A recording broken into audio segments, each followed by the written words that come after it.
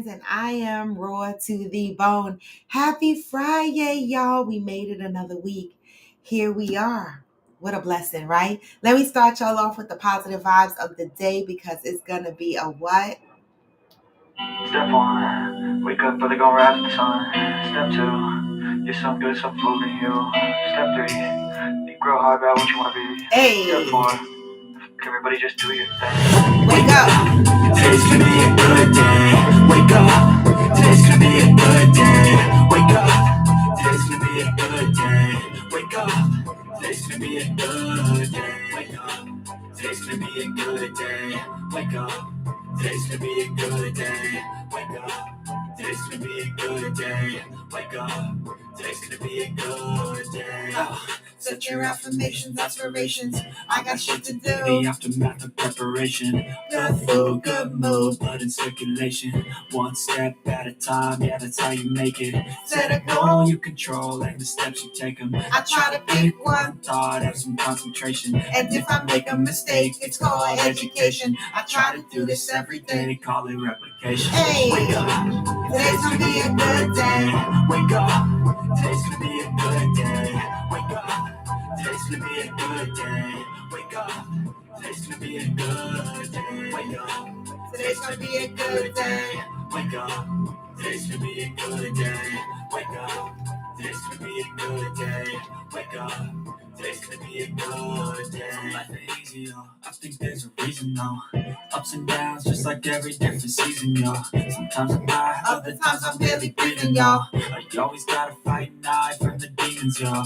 Negative thoughts are poison they ride. Head full of flies, so here come the clouds. They'll never stop unless I can swap all the bad for the good in my head when I'm lost. What? Hey. So I'ma fake it till I make it.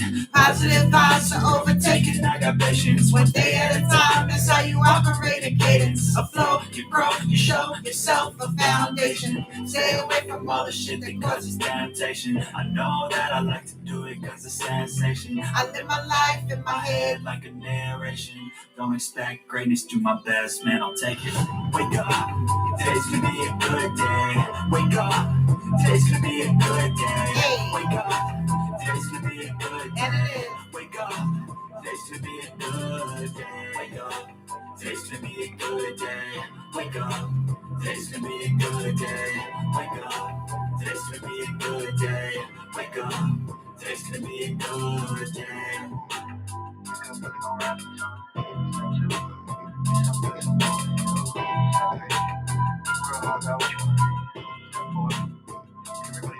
Hey, good morning, good morning.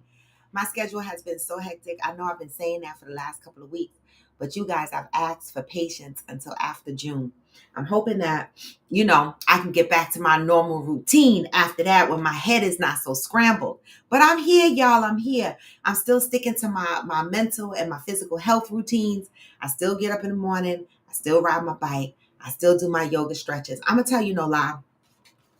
I fought for a long time, for years, off and on, about stretching. I never, ever want to stretch before I exercise or after I exercise. That's just lazy. I'm talking about me. I'm talking about myself. I'm not talking about nobody else, okay? And so I kept riding my bike and walking and exercising, and all I kept doing was complaining about how my body hurts, right? How my body hurts, right? So I went back to stretching. I said, you know what? I need to go back to stretching because I'm going to get these massages once a month, but my body hurts, right? And I'm going to tell you, ever since I've been stretching, the body's been doing much better. Simple things like laying down with your feet straight. I used to have to lay down on my back with my feet up so that my knees were bent, so that it took the pressure off my back. Now I notice that I can lay down with my feet flat. That's an improvement. See, sometimes we don't pay attention to the small improvements that is made in our bodies. And so now I'm listening. I'm paying attention and I'm listening to the small changes in our bodies. A lot of people focus on the weight loss, the BMI number, but what about the way your body feels, right? That's so important too. And so I like the fact that I'm not in as much pain as I used to be. Because exercising and still being in pain, that's no fun. That is no fun. And so do the yoga, do the stretches, do whatever you need to do to get yourself limber and comfortable so that you're not in pain and that it doesn't deter you from getting up and exercising the next day or the day after. All right, that's my little tidbit for this morning. All right, I know many are going to have to hear that on the replay. But good morning, y'all. We are at May 10th. May is the month of acceptance. What are we accepting?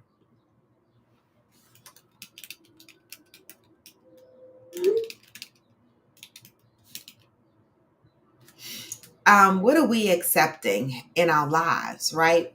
You know, I've been unpacking this for several years. What am I accepting in my life? Am I pouring out more than I'm getting in? And some people might say, oh, we shouldn't look at it that way. But and for many, many years, I didn't look at it that way. I didn't look at how much I'm pouring out versus how much I'm getting in. But after a while, your body and your mind takes a toll on you, right? And you start feeling that emptiness. You start feeling that space where you have been ignoring the refill of your glass. All right. And so I'm focusing on refilling my glass and getting my shit, back to level. All right. And making sure that it doesn't get depleted again. This is an ongoing exercise for me, y'all. It really, really is, because naturally, I am a giver. Naturally, I move with my heart. If I care about you and I love you, I'm going to move with that.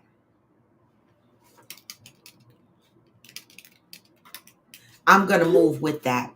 And so hopefully that's another tidbit of some advice for you guys out there. All right. Because life be lifing for a lot of us. And, the way the world is going, I don't know. I just don't know. I just don't know. I mean, I don't know how we're going to survive in this economic condition that we're in. It's crazy, right? I've seen people posting that people are going to have to start shacking up together. People are going to have to start living together and stuff like that. And I don't know. So I just say, give people grace, pray for people. People are going through a lot of things. Life is certainly lifing for a lot of people out there. And so I try to give grace and I try to give understanding and I try to be that joyful spirit around, myself and other people, because we need it. Not to say that we can't recognize and acknowledge our sadness and our trials and tribulations, right? But we don't have to let it become us, right?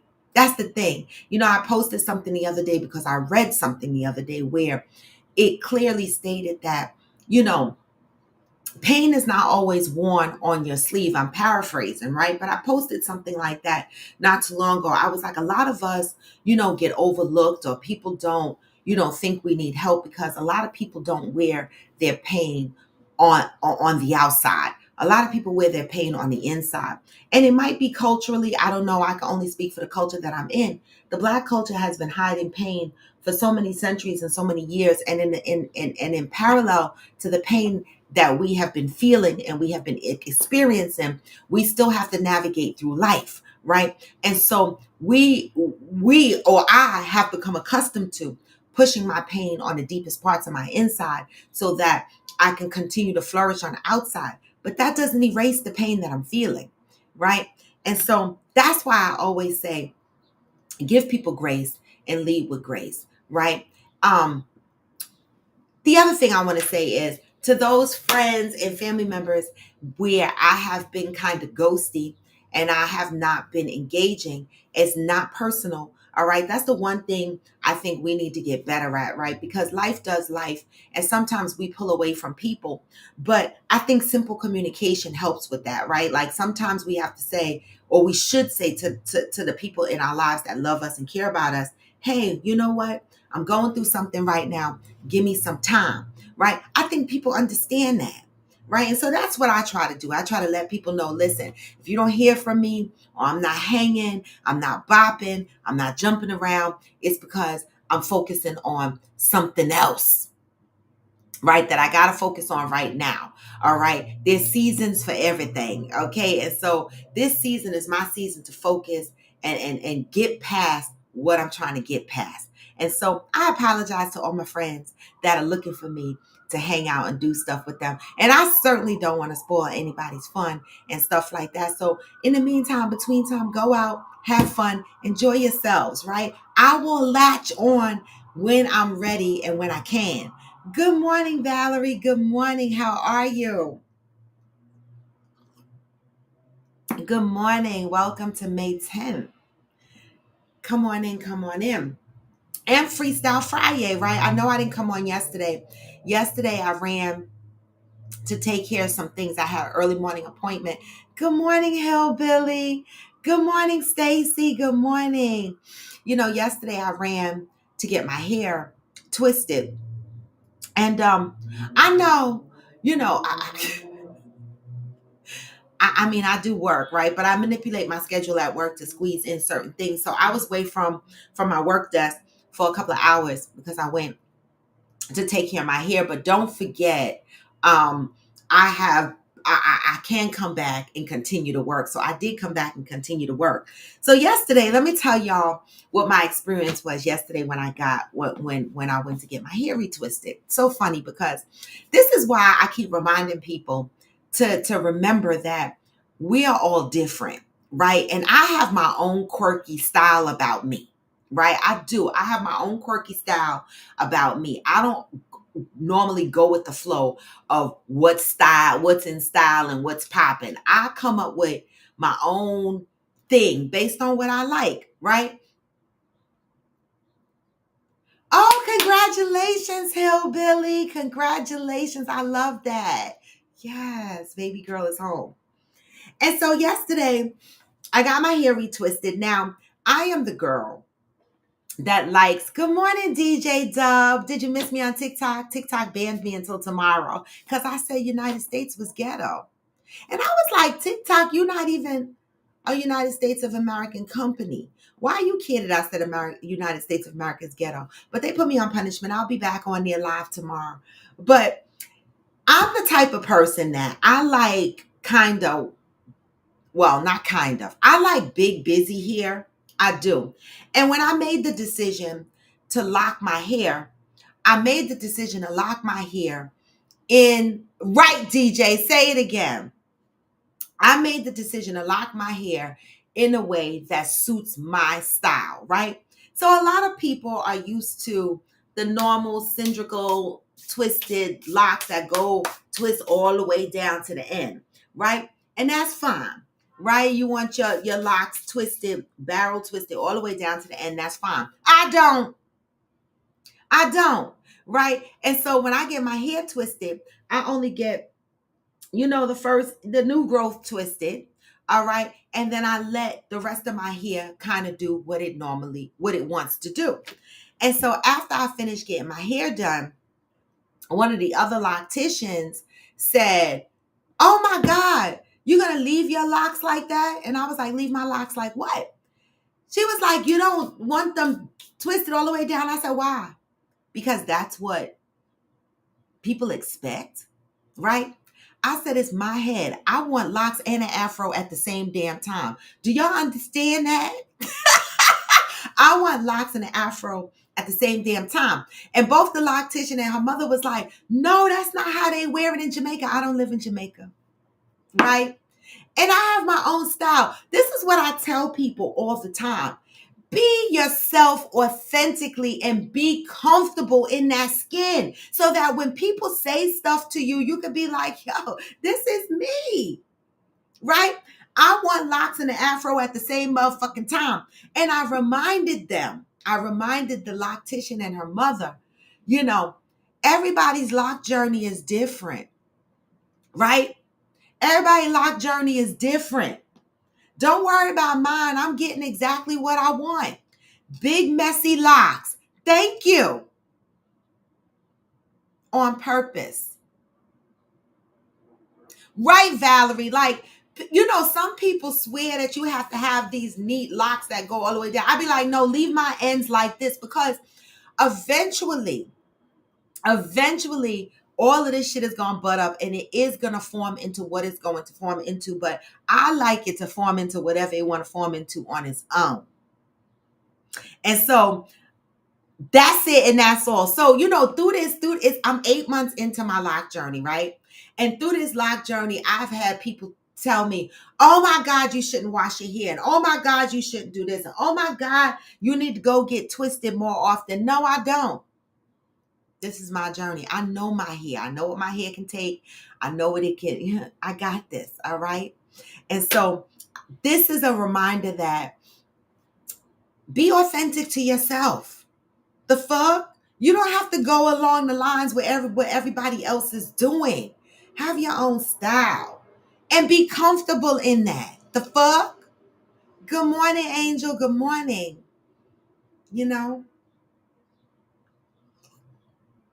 I'm just saying. And so I had to I text my loctician after, and I sent her, because when I left, my hair was just kind of out.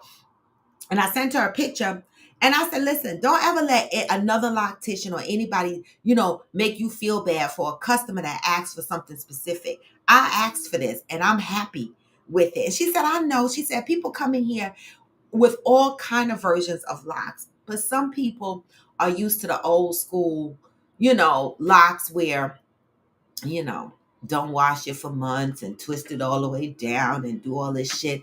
We don't have to. Thank you, Stacey. And that part. And I've never been a part of a herd. I'm like a wanderer. I'm that little sheep that be wandering off to the side, and the herder has to come and get me and be like, get your ass back over here because you going off to the side. And I'm gonna keep going over there. Right? I'm not trying to be a part of a herd. And hopefully you guys are not either. This is when you have confidence, right? In who you are. This way, when people say stuff to you, you be like, what? I do what I want. That's it, and that's all. And so that was my experience while I was getting my hair done yesterday. I thought it was funny, right? And I'm like, these people know me for years. Have y'all seen some of my hairstyles? Baby, if I didn't have to comb my fucking hair, I wouldn't. Well, You know what I'm saying.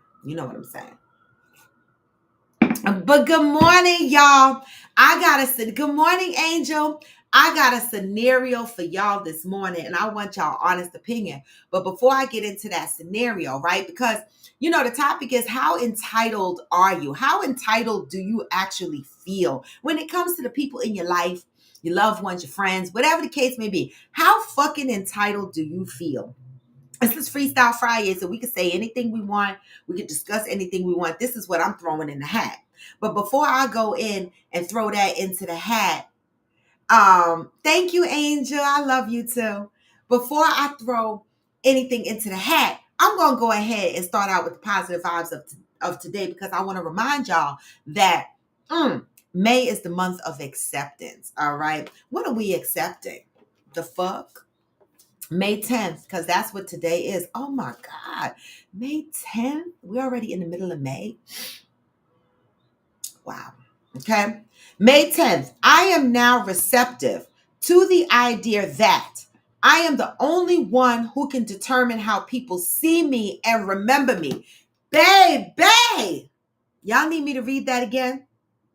I am now receptive to the idea that I am the only one who can determine how people see me and remember me.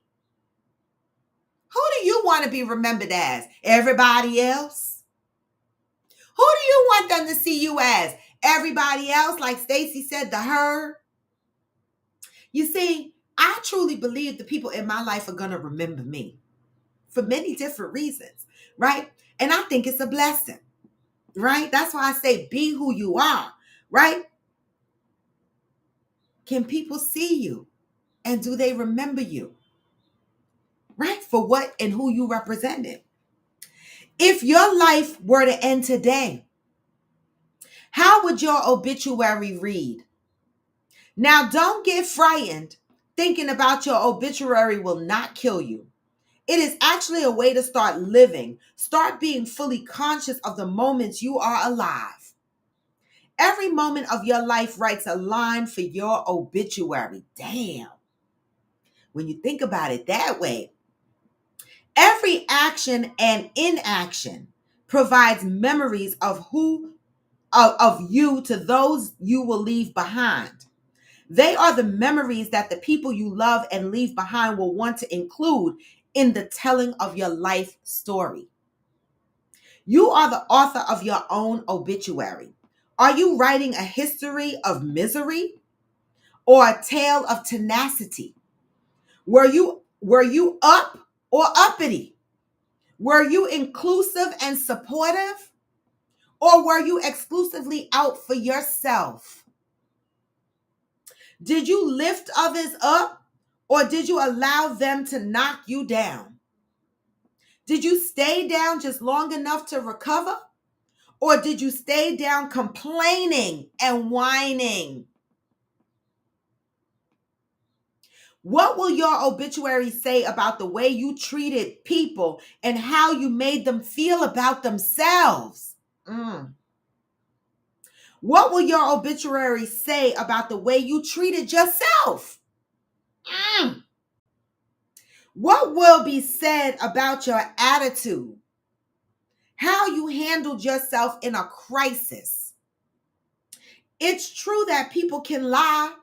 They can say things to make you look good to all those who didn't know you. But they will know, and you know the truth. Perhaps now is the time to consider how you are living and what you want to be said about you when you are not. Happy Friday, Debbie. Until today, you may not have realized that your life provides the content of your obituary. Just for today, examine your life. Think about all the things you want to leave behind. Remember, the good thing about doing this today is that you still have time to rewrite your life's content if necessary. Today, I am devoted to writing a powerful history of myself and my life. I know it's scary to think, right? But the message here is, am I the only one who can determine how people see me and remember me? And in today's reading, it mentioned your obituary. And I know that that's scary because don't nobody want to think about writing no obituary for themselves or thinking about what their obituary would say. But it's a good point, right? Because if we thought about how people saw us and remembered us, I know there's a population of people walking around talking about, I don't give a shit what other people say, and I don't give a shit how other people see me. But is that true? Is that true? Is that really, really true? Right? When you think about what your obituary might say, how does it make you feel? See, I think my obituary is going to be the bomb. Okay, because I love people. I love up on people. I live my life. It's probably going to be a comedy type obituary because I live my life. I do. I have my misery moments, my sorry moments, but I do certainly try to live my life and I do actively love up on people. Okay? And so I'm not worried about what my obituary is going to say. And this is why I tell people all the time, stop worrying about being somebody else. Stop worrying about what other people, might like or not like about you to the point where it alters who you are. Be who you are authentically. Love authentically, right? Check in with your mental and your physical. Take care of yourself, right? And think about how people see you. Angel, it is. It's unconventional. I think about mine all the time. I actually wrote one the first time I had COVID. That's deep. That's deep. That is deep. Now, to think about it, have you ever read somebody's obituary that sounds shitty? one of the things that the message today says, oh yeah, people will make up a lot of things about you and put it in your obituary, right? Make it sound good for the day, right? But they know the truth, and you know the truth. And the people at the funeral that's sitting in the pews or wherever you're having your funeral service at, they know the truth. And meanwhile, somebody is reading this made up shit in the obituary talking about how nice they were and how beautiful they were when they probably was mean as fuck. Like, I've been to a couple of funerals and I was like, why they fucking lying? But how do you write an obituary and tell the truth when it's not pretty? Right? Nobody wants to read an obituary that says this motherfucker was a cheater and a liar and beat his wife. Nobody wants to write that. So we lie. For a lot of people that lay down in the funeral homes, their obituaries be lying, right? But people know the truth. And that's why I say, you can say a million things about people, but people know the truth. They watch you. They see you. Angel said, right, I read my ex's obituary and wondered who the fuck they was talking about. Right. Baby, I've been to some funerals and I be sitting in the pew like this. They just should have just put in the obituary he left behind. Fuck all that other shit. Okay, I'm going to give y'all this. They should just put when the obituary, when the motherfucker laying in the casket is fucked up, they should write the obituary that said he was born on such and such at such and such hospital to the parents of blah, blah, blah. And he died on such and such date, leaving behind some kids and some siblings. And that's it. Don't be fluffing it up when he was a wonderful man or she was a wonderful woman when you know they were trash. I know it's hard. But I've been to some funerals when I sit around and I'm like, they just in here just lying. Right? But how do you write an obituary about somebody when it sounds bad?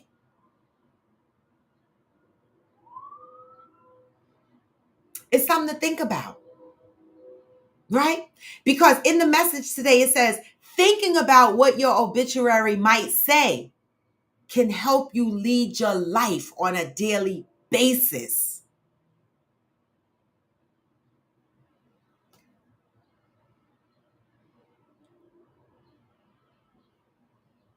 Wait a minute, Debbie. Wait, what? Somebody wrote the truth about their mother in the obituary. Oh my God. Can you get a copy of that obituary? I want to know what the fuck it said. What did it say? What did it say? Because I couldn't. I'm going to be honest. I talk a lot of shit. But don't put me obituary and don't put me in charge of nobody's obituary. Because I'm going to cut the shit short if you raggedy. And they're going to be like, what the fuck type of obituary is this? And I'm going to be like, get somebody else to do it. Get somebody else to do it because, baby, I cannot.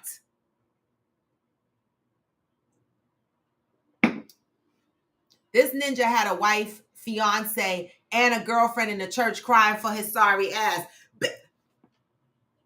Listen, funerals and weddings will have motherfuckers skeletons hopping the fuck out the closet like this.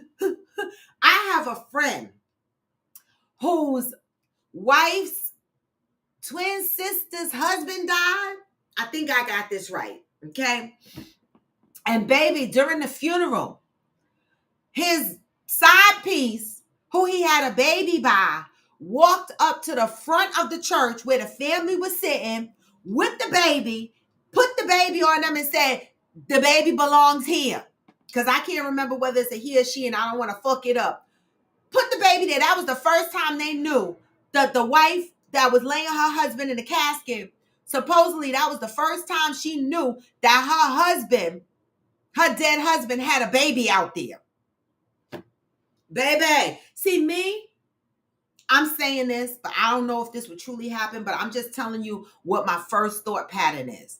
Don't fucking come in and put no baby in my lap at my husband's funeral. Okay? If you walk up to me at my husband's funeral and you put a baby on my lap, I'm not going to hurt the baby, of course, because it's not the baby's fault. I'm going to nicely take the baby, move the baby to the side, and the fucking funeral probably going to be over because I'm cussing motherfuckers the fuck out because don't fucking disrespect me. See, I'm not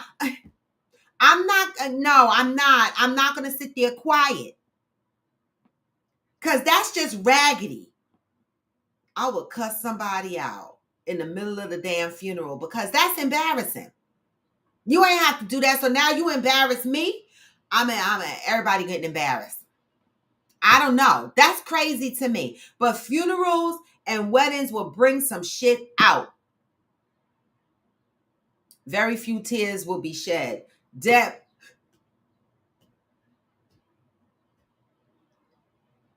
Right, Angel, because why would you go? And Brandilla, congratulations on that graduation, baby girl. Yes. So you pulled the graduation, got your degree. I saw the picture. I loved you. Okay, I saw that, Deb. Thank you. So Deb sent me the article on Yahoo. Oh my God. Let me see if I can read this.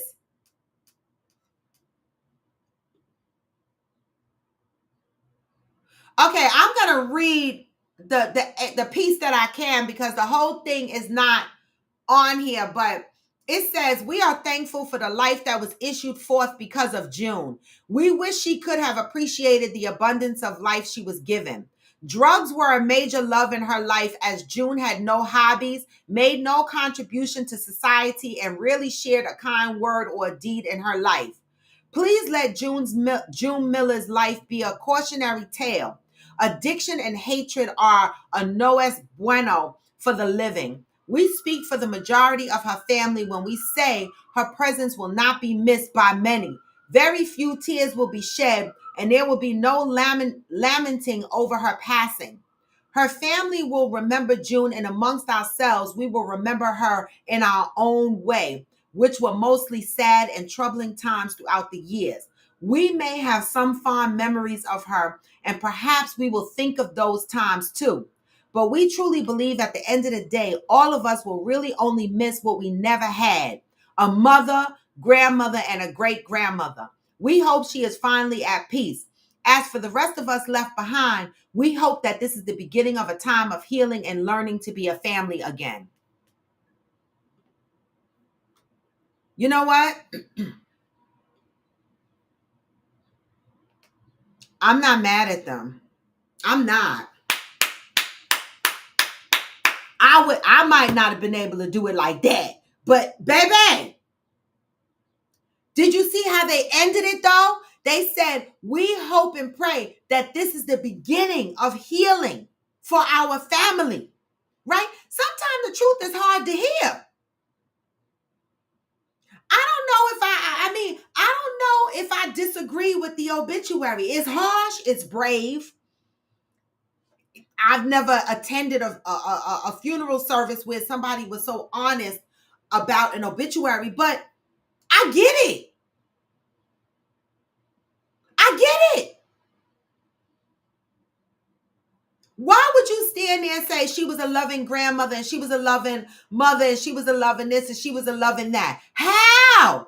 It's lies. Like you're lying to the little kids. They're gonna grow up confused because when you're home in your house and you reflect on the memories, you're gonna be saying she's trash. But the little kids are gonna remember, oh, at the funeral, y'all said she was beautiful. I'm not mad at it. Deb said, I appreciate the honesty. Exactly, Angel. That obituary is healing as fuck. It is. And it's brave. And it's brave. Because everybody wants to send their loved ones off with this positive image. But even when we write an obituary that is lying, are we truly sending them off with a positive image when people know the truth? Think about your life and think about what your obituary will read. Damn, that's deep.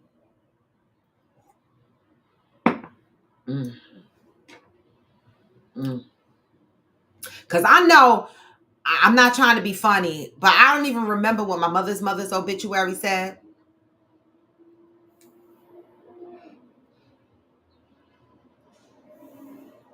I'm going to be even more honest. I don't even remember going to her service. You see, I'm that family member that people might say I'm a little fucked up a little bit, but they only say I'm a little fucked up a little bit because people are so used to operating in toxic environments and they feel like they have to continue to operate in those environments. And I've learned that I don't. Whether we're related or not, I have learned that I don't have to live in toxic spaces and I don't have to act like I love someone when I didn't. I don't, right? I'm only lying to myself and I'm creating a false image. No, I don't think I went to my mother's funeral. I don't think I did, right? And if I did, I don't remember it because I wasn't connected, right? And I certainly don't remember what her obituary said because it definitely couldn't have said the truth, right? Because I'm just saying, it couldn't have said the truth because really and truly, she wasn't the best grandmother. She wasn't the best mama, in my opinion, based on the stories that I hear. And I know that's harsh to say, and I'm pretty sure that she was a product of her own environment, and she executed based on what she knew and what she learned. But I'm just saying, my experience with her was awful, and so I don't think I went to her funeral because I'm not connected. And I'm not one to just go to people's funerals just because I'm related to you. If I'm not connected and we didn't have a good relationship, then what the fuck am I doing there for? You didn't say hello to me. Why would I be saying goodbye? You see, that's the thing. You didn't spend time saying hello to me, so why am I showing up to say goodbye? No, it's just not in me. It's not. And so, Angel, when you say you didn't show up to that funeral or whatever, I get it. I fucking get it. I do. Because people be lying.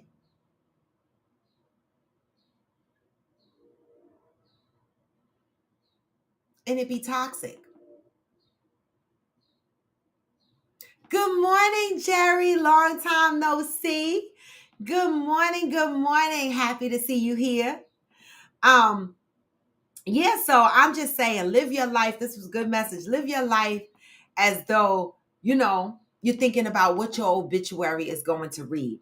Now, let me move on over. It's Freestyle Friday, and Debbie and Fancy K always has me in fucking stitches on a daily basis. These motherfuckers, even when I don't engage, I love them because they don't take it personal, right? If we have a group text and we constantly text. We got a couple of group texts. I'll be all confused, right? But we're constantly texting, but there are times that I don't necessarily engage, right?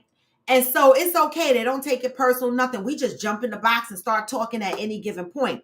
But baby, they be bringing shit to the inbox that be having me fall the fuck out. So I want to bring one of those scenarios here and see what y'all say because, listen, y'all already know how Fancy is, right? Fancy is straight up like, fuck that. I don't give a fuck. Period. Right? Debbie is like, well, let's think about this for a minute. And then she'll get to the point where, nah. But she'll think about it. She'll play with it. She'll try to, come up with some kind of solution or shit. Right? But Fancy is like, fuck that. So there was this thing floating around social media, right? And I'm going to throw it out there and y'all tell me how y'all feel about this. Where a woman, I'm going to mess up the story, Debbie, a little bit, but I'm going to get the concept right, okay? A woman won at a car show. She went to a car show, right? And she won a raffle for a new car. Y'all listening? Y'all with me? Y'all with me, right? Okay. She won a raffle for a new car. She already has a car. Her car has about 100,000 miles on it, but she loves her car and she does not want to give up her car. And so she won this new car and she looked up how much it would cost if she sold the car, right? And she found out that if she sold the car is worth $15,000. Okay, meanwhile, she's dating a guy, a boyfriend, not her fiance, not her fucking husband, her boyfriend, right? Who's driving a hoopty, which is falling apart, needs some work or some shit or whatever. She goes to his family's barbecue or whatever, and the father, her boyfriend's father or whatever, is talking and blah, blah, blah, la, la, la. And the conversation of the cars come up. And the father was like, oh, are you going to give him your car or the new car? And she was basically like, no, I'm keeping my car and I'm selling the other car. And they were like, why would you sell the other car knowing that your boyfriend is driving a hoopty? Boyfriend of 2 years. Thank you, Debbie. Boyfriend of 2 years is driving a hoopty. Your boyfriend driving a hoopty, and you gonna sell the car? And she says yes. So she says after she told them she was selling the car and she wasn't giving him shit, basically. Okay, this is her boyfriend of 2 years. The family start treating her different and the boyfriend start acting funny. Now, give me your opinion as to what you would have done in that situation. Boyfriend of 2 years, okay? You win a brand new car, your man driving a hoopty, okay? And you want to sell the car for the money. What are you gonna do? What are you gonna do? What would you do in a situation like that? I'm not gonna give my opinion. I'ma wait. But what would y'all do in a situation like that? Would you give your boyfriend of 2 years your hoopty? I mean, not your hoopty, because her car is not a hoopty. She said she loved her car, had 100,000 miles on it. That doesn't mean it's a hoopty. But if she was going to give, would you give your boyfriend of 2 years your car or the new car? Or would you sell it? Deb said, and the daddy said he doesn't think she's the one for him. Right, that part. The father was like, she's not the one for you. No, maybe your son is not the one for me. He's driving the fucking hoopty. What would y'all do? What would y'all do? I'm going to tell you what the fuck I would do. I mean, I'm just saying, your boyfriend of 2 years, not your fiance. He didn't invest in no diamonds. He didn't come out his pocket with $5,000, $7,000, $10,000 and put it on your finger. He didn't marry your ass. He didn't buy you no fucking property or nothing. You gonna give him one of your cars? Let's talk about it. What would y'all do in this particular scenario? Valerie said, no, he's not entitled to her other car. I would sell it to him maybe, but not give it to him. Anybody else? That's a good one, Val. Sell it to him. That's a good one. Anybody else? Would they give their boyfriend of 2 years a car? Now, I know Jerry and Angel ain't going to answer this shit because you know, y'all might not want to fuck with this. I'm just kidding. But what would y'all do?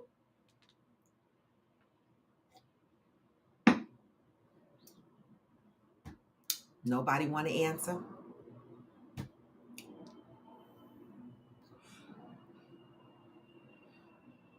Deb said husband, yes. Boyfriend, no. Not even sure I would have told him I even won the car. Valerie said the family wrong too. I don't like them either. You know, I'm going to hang there for a minute, Val. To me, if the family would have turned around and been like, she's not the one for you, he wouldn't have to worry about talking to me. Right? Because one, that's a red flag. I see the kind of family you come from. I see you come from a family that's expecting a woman to take care of you. Because y'all are not thinking if this woman needs the money. Okay? Y'all are not thinking this woman needs the money. Okay? Automatically, this family is like, you going to give him the car? Right? I'm going to tell you what I would have did. I would have let the family say what they wanted to say. I probably would have quit him because fuck you and your family. Okay. And I would have sold my car and got the money because you just my boyfriend. You have done nothing to give me a lifelong commitment, but yet you want me to give you my car. You didn't offer me $15,000 for my car. You didn't even offer me $10,000 for my car. Now, see, what I might have did was I might have sold my car for $15,000, and I might have gave him $1,000 as my man and said, "Go fix your hoopty." I might have did that. I might have done that. I might have been like, "Here's $1,000. Go fix your hoopty or do whatever you need to do to your fucking car to get it to work to where you need it." Okay, I might have did that, but baby, believe me, he wasn't gonna just get the car. Great question, Debbie. Great question. Why do people even think they are entitled to stuff? Like, the sense of entitlement from some people these days is unbelievable. Baby.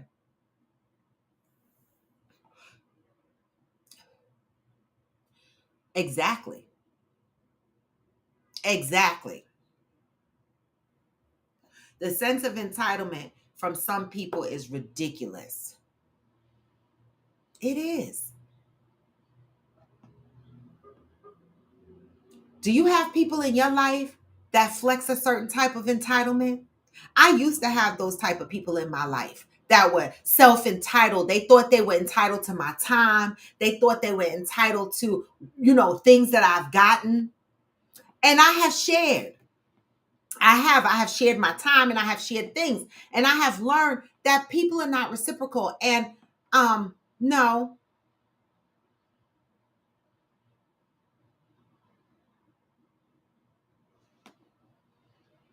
Knowledge. Those are all great questions. They didn't give that background story. Whether they live together. Debbie, do you remember if they live together? You said, do they live together? Like, do they share bills?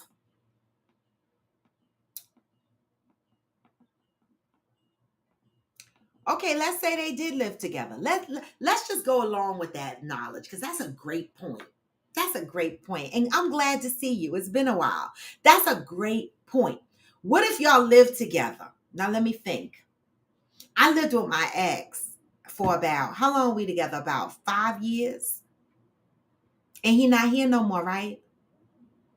I mean, not that couldn't happen with a husband, but, and we did pay bills together, right? So when I think about it, would I have just given him that car?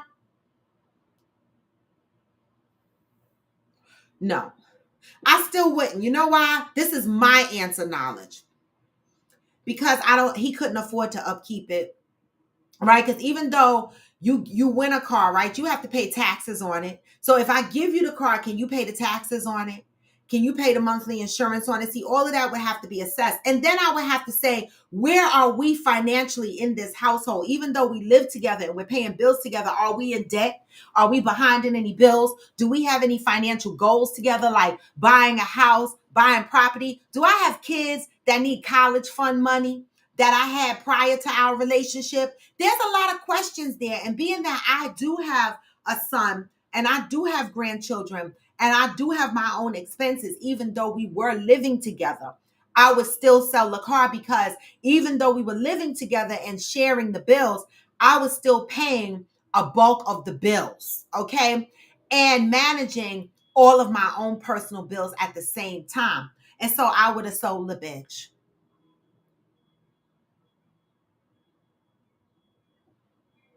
But that's a good question. Debbie said, I encourage people to keep their mouths closed these days. You probably shouldn't share everything right away, or at least these days, right? Because people just be like this. Right?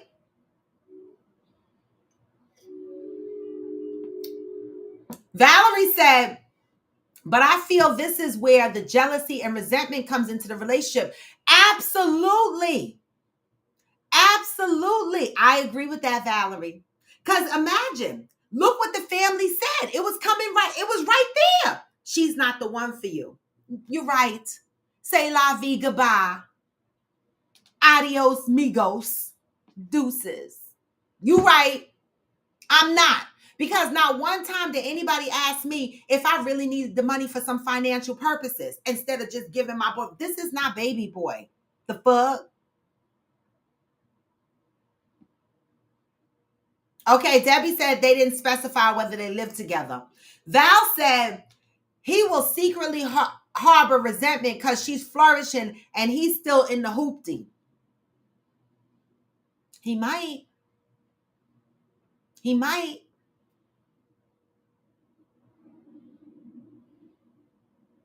He might.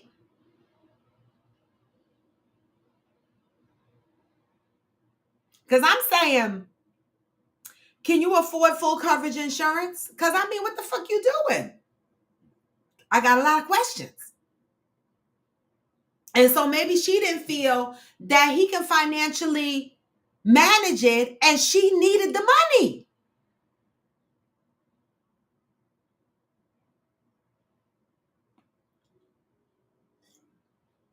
You see, this is where you assess your relationships. Because to me, if I had a man and I was in that particular situation and my man, and I said to my man,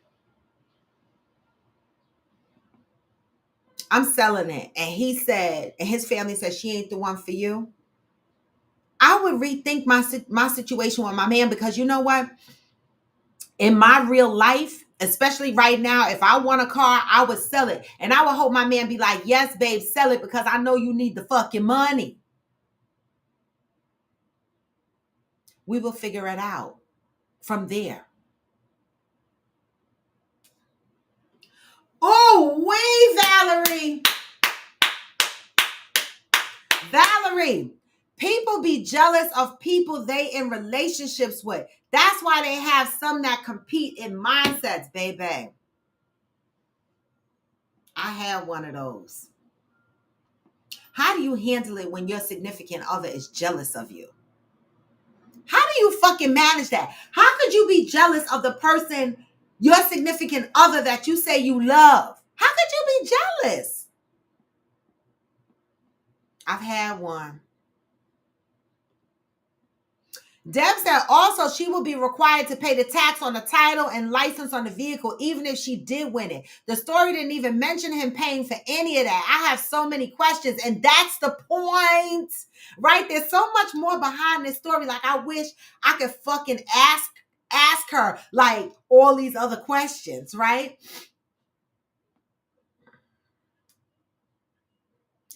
And Knowledge said, what if he could afford it and he pays the bulk of the bills? That's probably why the family says she's not the one, because she's being selfish. Maybe, but that's assuming that they live together and that they did pay a bulk of the bills. And he did pay a bulk of the bills. Now, if that's the case, because now we're going on what ifs. If my man was paying a bulk of the bills and I didn't have any personal bills that I needed to manage, right? Then maybe we could talk about it, right? But if he's still paying a bulk of the bills, but I still got student loans and IRS bills and shit that I gotta pay personally, right?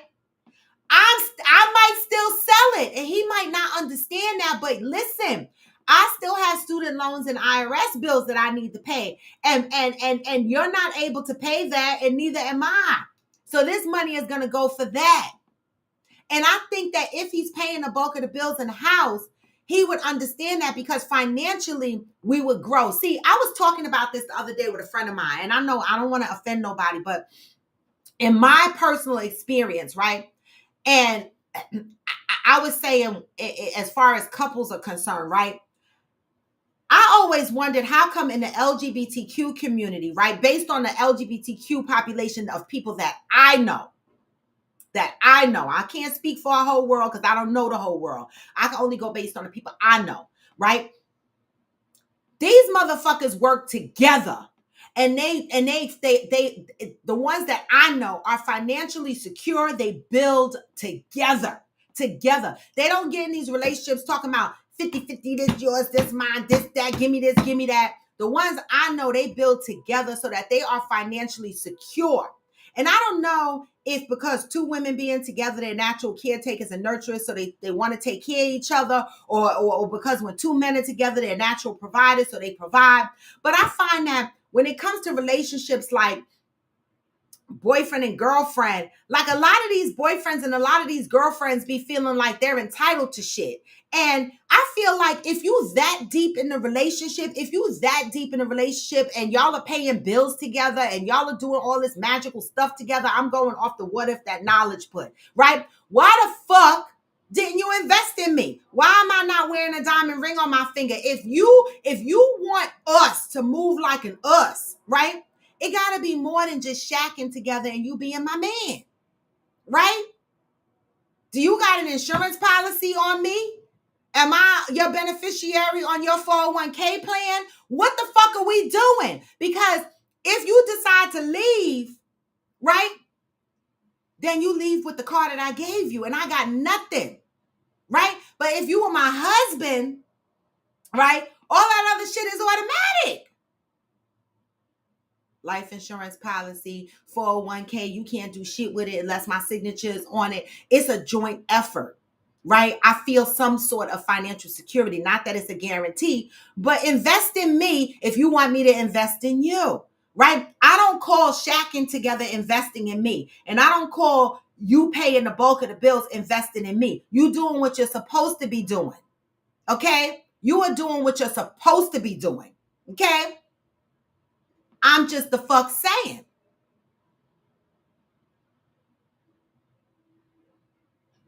But I get it, knowledge, right?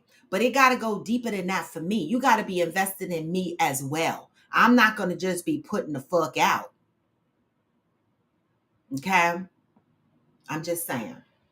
And that's why in my circle fuck ex-hoe relationship, even though we weren't married, when we built our house together, okay, people were like, oh my God, you built a whole house with a man that's not your husband. Yes, but we had a lawyer and we had paperwork. All right. And I had life insurance policy and I was his beneficiary on his 401k. And he paid extra to cover me as his domestic partner. I don't fucks around.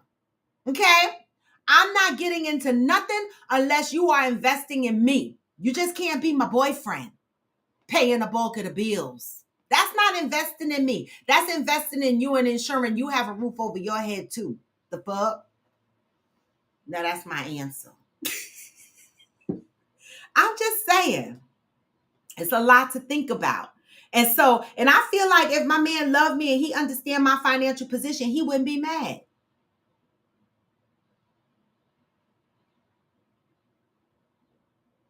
Because the more I clear my plate financially, the better financial position we both are in.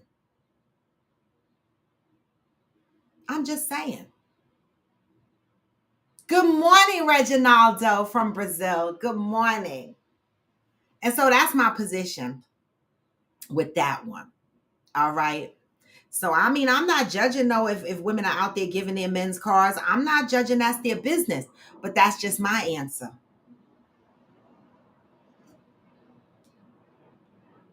Deb said, I get that people are selfish, but is there a chance that if he paid bills like that, she would have thought about helping him out with the car?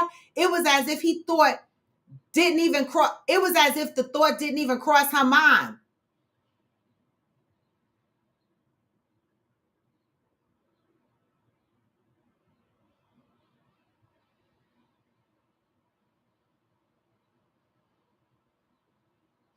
Exactly. Exactly. And then for the family to even have the audacity to look at her and say, are you going to give him one of your cars? Mind your fucking business. Why are y'all even asking me? See, I'd have been mad about that. I'd have grabbed my hamburger and the fuck and my soda and been like, deuces, barbecue over. But I'm going to get this burger and this potato salad and I'm the fuck out. Because why is your family asking me about our business at a barbecue?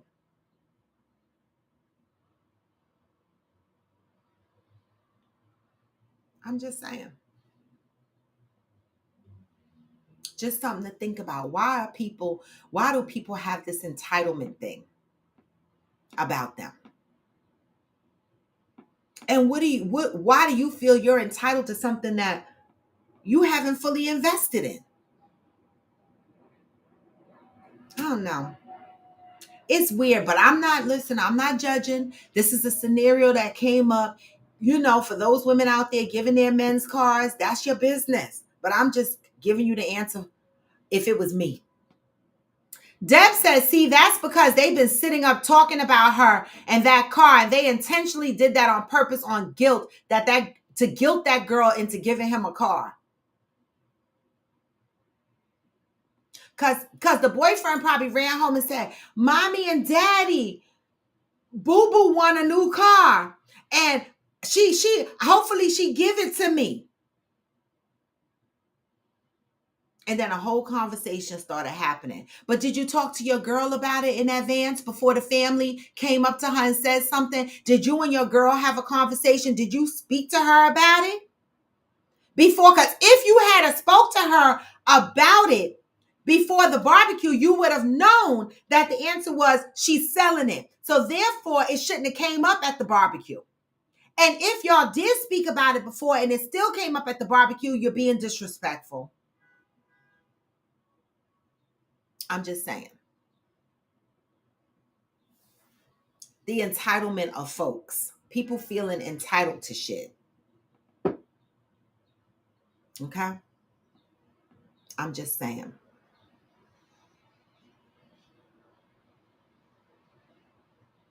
That was the topic I threw in the hat. Yep, that part. But that burns me up. People always looking at people's pockets. True. True. So true. People are always looking at people's pockets. So damn true. We got to stop that. And so that's the message for today. We read the message in May. How will people see you?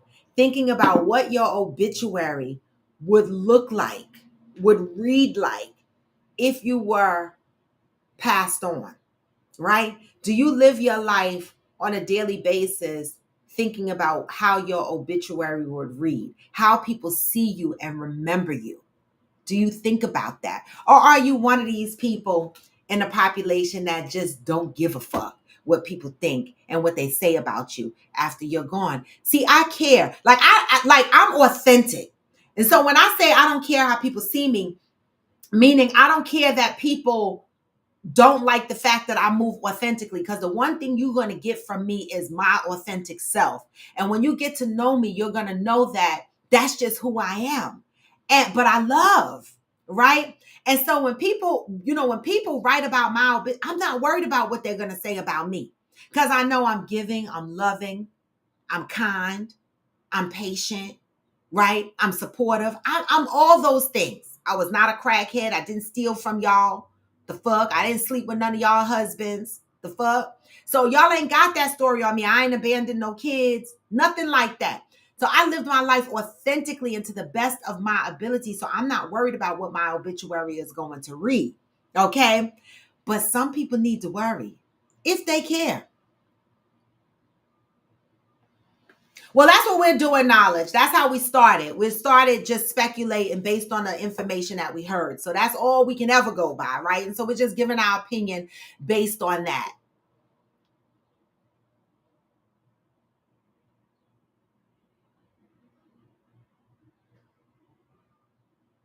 So knowledge, let me ask you, since you are coming from this other perspective, if you were that man, that was your girlfriend for 2 years, right?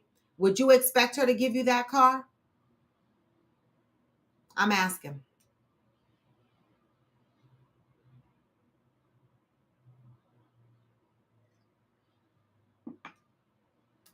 I don't want no funeral, Valerie. I don't want my money put towards no funeral. Burn my ass, say a couple of prayers, and let my kid, my son and my grandkids spend my insurance policy money.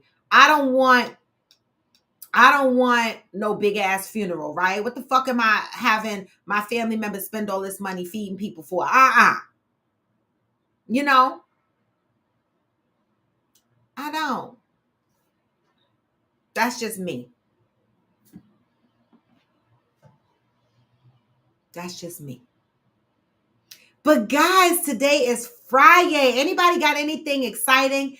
Yesterday, I was invited out to the city yesterday, but I just, I have not been in the hangout mood. And it's not about money because my friends will be like, come outside, money or no money, you still gonna eat and drink. So it's not about that.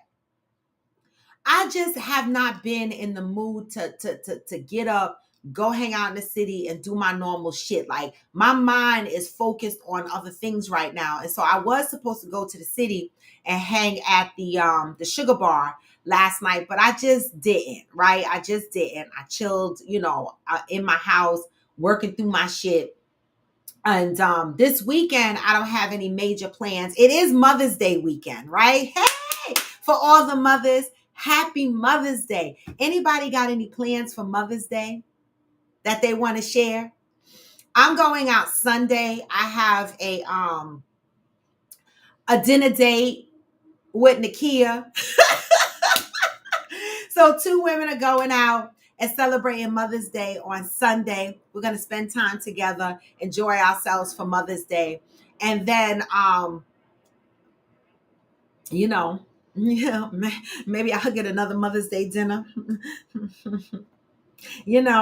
from somebody that love and cherish me. I will see, right? But for now, I know for sure I'm going to out to dinner on Sunday with my girlfriend, Kia. Okay. Congratulations, Mike. Good morning. Yes, happy Mother's Day. Okay, you taking your wife to Arlington Vineyards? I love that. I love that, Mike. Good for you. I love that. Anybody else got any plans for Mother's Day?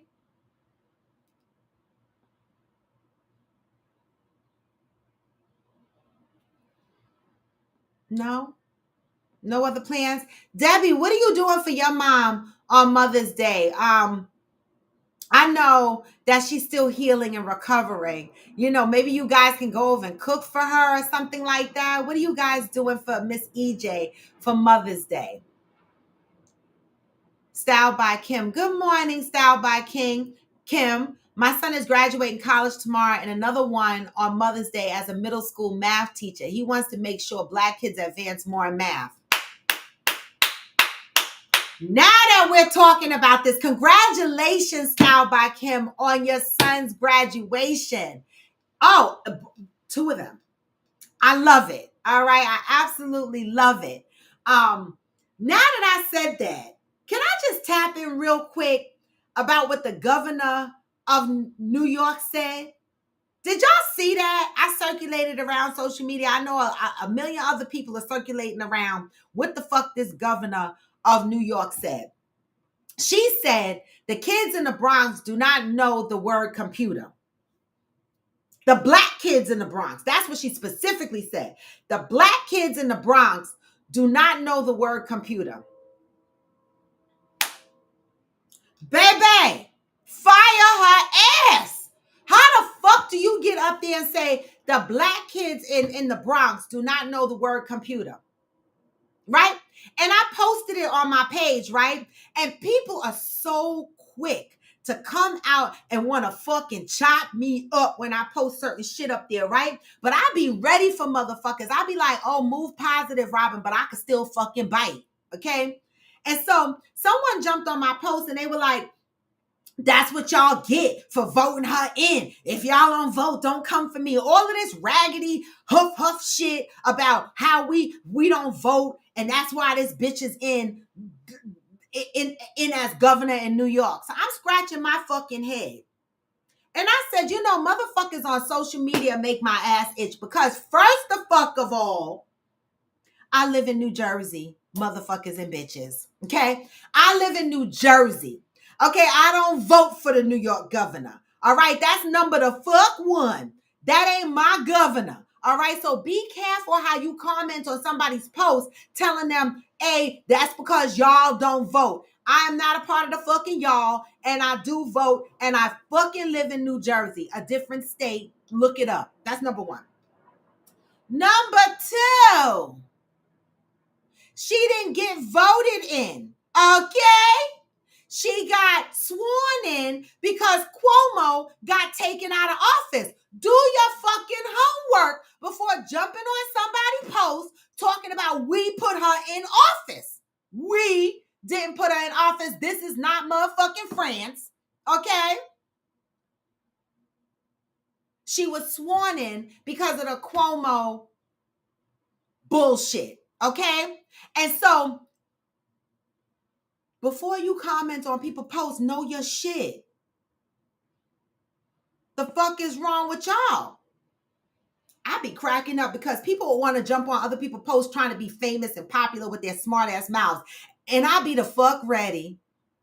I don't live in New York, boo-boo. My governor is not her.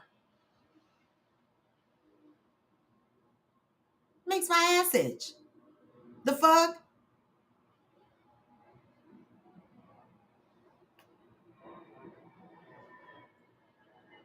And you know what her response is after I responded with all of that? She goes, oh, New York, New Jersey, same thing. So you publicly showing your ignorance. Same thing. It's a different state. If it's the same motherfucking thing, then why you didn't just throw Maryland in there since that's where you live? If that's my governor, that's your fucking governor too.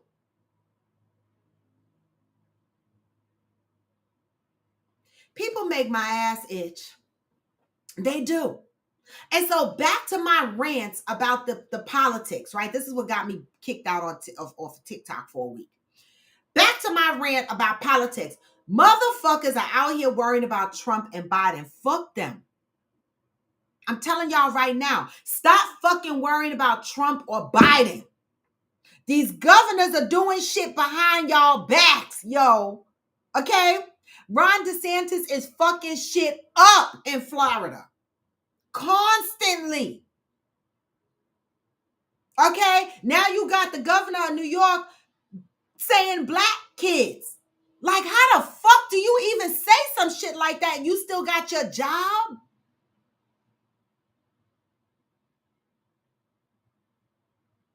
But y'all arguing about Biden and Trump, right? People worry because Trump is coming out saying, oh, I'm going to give the police back their power and I'm going to do this and I'm going to do that. Motherfucker, you can't do shit, a lot of shit, without the House and the Senate backing you up. And the only reason why they pushing you forward is because you a white ass Republican. Other than that, they're not going to disrupt their rich ass lives going along with all the shenanigans that Trump wants, because eventually it will impact the 1%.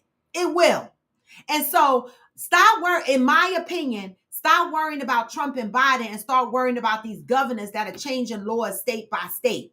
Okay, while we are looking for places to live, we don't even know what fucking state is good for us to fucking live in at this point, because we too busy worrying about Trump and Biden and not paying attention to the governors that are governing these states.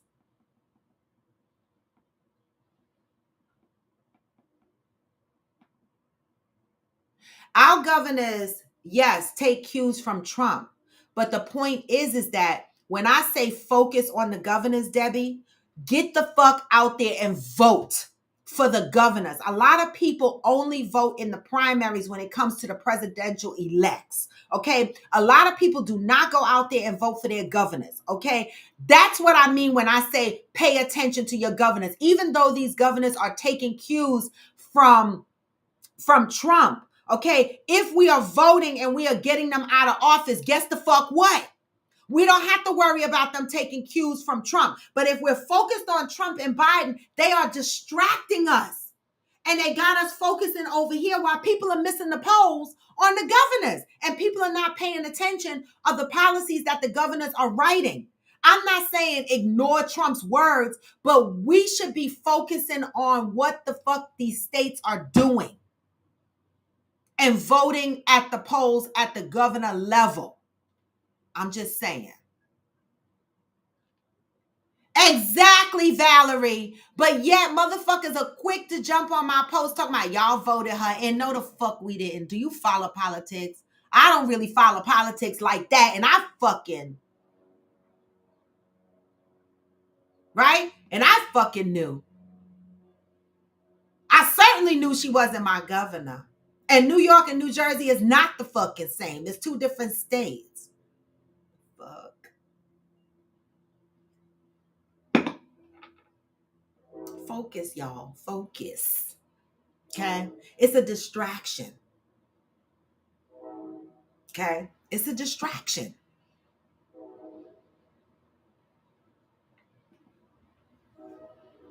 And so that's my rant for the day.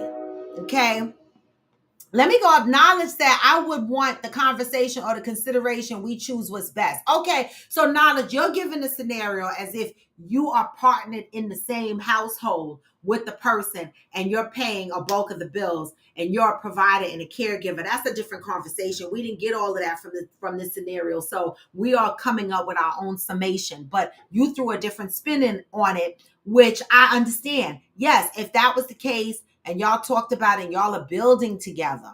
Okay, but see, I got trust issues at this point. So even though I would be in that situation, we talk, I'll be like, motherfucker, I need more than just words and shit. I don't know. But I get your point, knowledge. I do. I get your point.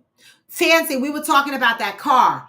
If the guy should be entitled to get the girlfriend's car, and knowledge said if they were living together and he was paying the bulk of the bills, they should talk about it and see what works best for both of them. I can understand that. I can. But I've never really had that situation, knowledge. I'm going to be fucking honest. I never had a man that he paid the bulk of the bills. So I don't know. I can't answer something I never experienced.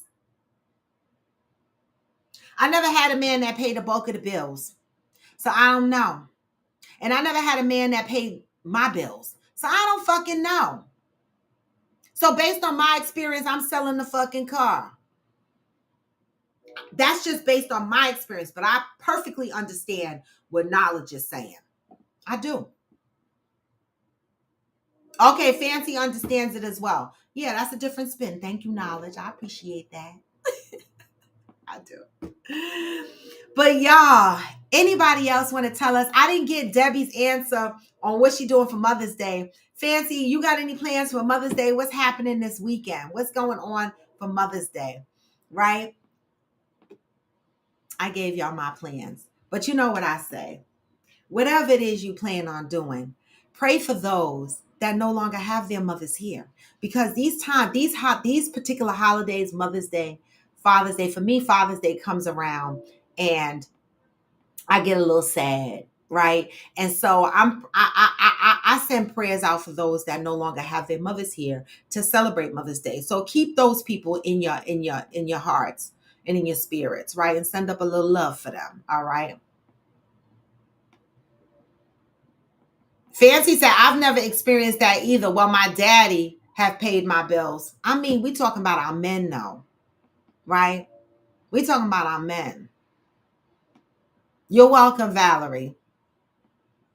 So I got trust issues. So I don't know. I don't trust no man that's going to take care of me. Like, I'm not saying I'll never have one that does it, but shit, I'm 57 years old. What the fuck? I'm just saying. But with that, y'all, it is Friday, and I bid y'all a wonderful weekend. I got to go wind down, get ready for work, and get my work day going. Okay, you hanging with mom all weekend? Send her my love. All right. And with that, y'all, I'm out. I'm going to send y'all out. You know, we got some trips coming up. I'll get more into them as time goes on. Let me get past June. Let me get past June and I'm going to get my oomph back and I'm going to get all the shit going or whatever the case may be. I'm going to get all of that shit back. Oh, hell no. I never experienced that. Oh, dang, I'm late. That's okay, Fancy. Yeah, I never experienced it either, Fancy. Because so fuck it. I don't the fuck know. I don't know. I don't know. I never experienced it. But y'all, I'm going to send y'all out with the positive vibes because you know what I say. Even when you feel what, you can still go. I'm telling you. Even when you feel low, you can still go. And you can. Even when you feel slow, you can still go. You can. Even when there's no hope, you can still go. I never answer to no, man, I still I don't know why, Dad. This is Coffee with Friends, and I am Roy to D-Bone. Happy Friday, y'all. Always move with peace and love. Continue to grow. Get this message. Hustle hard. Hey, y'all get the whole song today. What? Hey. Through the system, I don't wanna be a slave. I've been doing shit my way, on the highway, and in the driveway is a nice range. Cruising down through the climb, I invite. Hey. Never hear me bitch, now I don't come. What? Just gotta flip the switch and you can go and obtain anything you want, anything you need. Your mind's got the key ingredients, believe. What? Baby, see with the negativity, but I just slide right by that energy. What? Even when you feel low, you can still go. Come on. Even when you feel slow, you can still go. Hey. Even when there's no hope, you can still go. I never answer to no man, and I don't, y'all. Hey. Y'all get the whole song because some of us need it. This is a reminder, y'all. Hey.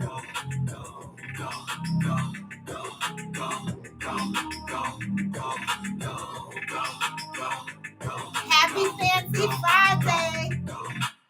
You got a mind, but even that could change. You can flip the gray matter like some batter in your brain. Hey. That's what I say.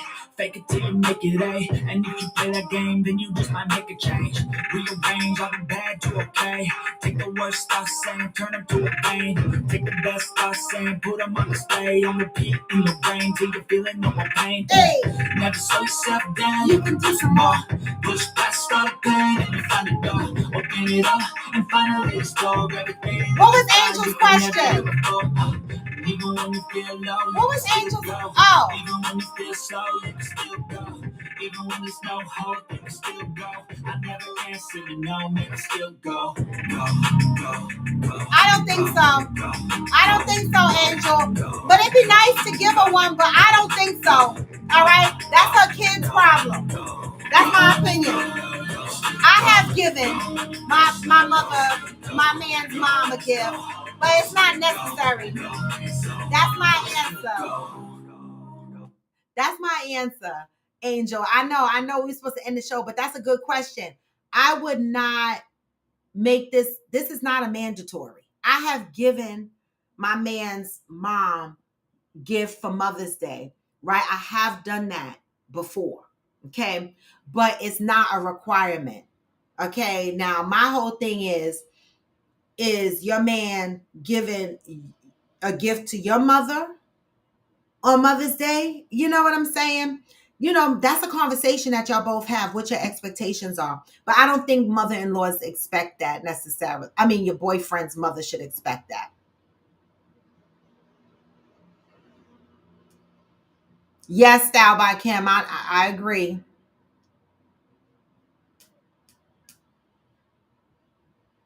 Angela, if my titty's been in your mouth, I want a gift. Should mothers expect Mother's Day gifts from their significant other? I read that as giving your significant mother a gift. Okay, should mothers expect Mother's Day? Yeah, it depends. It depends. You see, Angel, it depends. I feel like, yes, you should acknowledge me. You don't necessarily have to go out and get me no big gift or whatever. Saying Happy Mother's Day is enough for me at times, right? From my significant other, I think. And it depends on how in depth our relationship is. I would want some acknowledgement, yes, right? And even more so, if he has small children and I've been active in his children's life, then yes, right? Because I've been motherly in your life or whatever the case may be. But, you know, it really depends. I mean, it depends on where you are in your dating and in your courting. Like,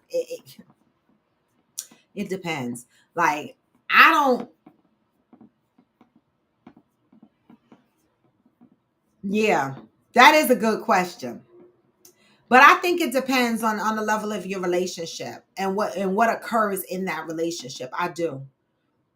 I do. Okay, so Angel throwing out hints now. I love handwritten notes and cards, Jerry. The fuck? Jerry Robinson. Somebody out there sending a message. The fuck? And we done ended the show and we still here. But thank you, Angel. That's a great fucking question. That's a great fucking question. We should have started out with that one this morning. The fuck? But I gotta go, y'all. Peace, and I'm out. I love that question. Damn, Angel, we needed that early.